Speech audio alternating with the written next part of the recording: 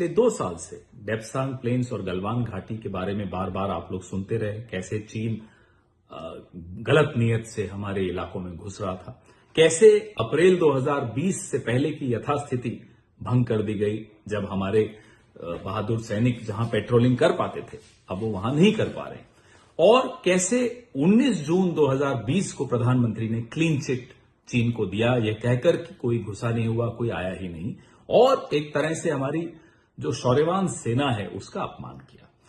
आज फिर हम सुन रहे हैं कि 9 दिसंबर को अरुणाचल प्रदेश में क्लैशेस हुए भारत और चीन की सेनाओं के बीच और कई लोग घायल हुए दोनों तरफ।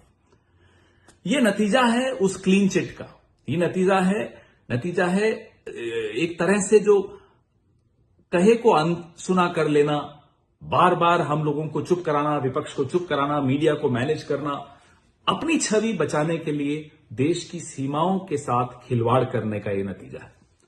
प्रधानमंत्री जी, मैप पर हुए हमले का बदला ऐप से नहीं लिया जाता।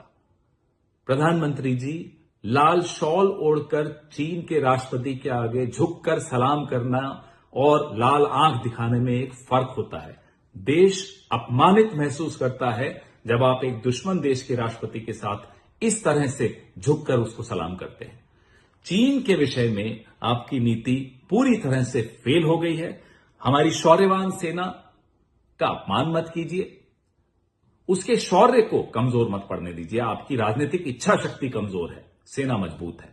आपका अपना सांसद, अरुणाचल का सांसद तापिर गाओ लिखकर दे चुका है कि अपर सुबनसिरी जिले में 60-70 किलोमीटर सेना भीतर घुसकर आई चीन की।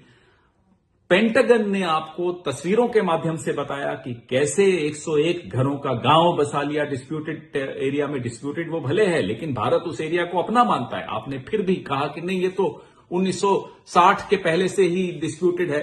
1960 से पहले भले डिस्प्यूटेड रहा हो, लेकिन जो एग्रीमेंट्स हुई हैं चीन के साथ, अलग अलग तौर की एग्रीमेंट्स, उसमें यह स्पष्ट है कि यथास्थिति को दोनों तरफ में से कोई भी डिस्टर्ब नहीं करेगा। चीन ने यथास्थिति डिस्टर्ब की, आपने कुछ नहीं कहा, आपने क्लीन चिट दी, अपने आपके मौन की भी एक क्लीन चिट दे दी आपने चीन को। अब फिर से क्लैश हो रहा है, अरुणाचल प्रदेश में हो रहा है।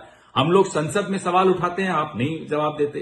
केसी वेणुगोपाल जी ने सवाल उठाने की कोशिश की दिसंबर 2021 में, आपने सवाल लिस्ट से बाहर कर दिया।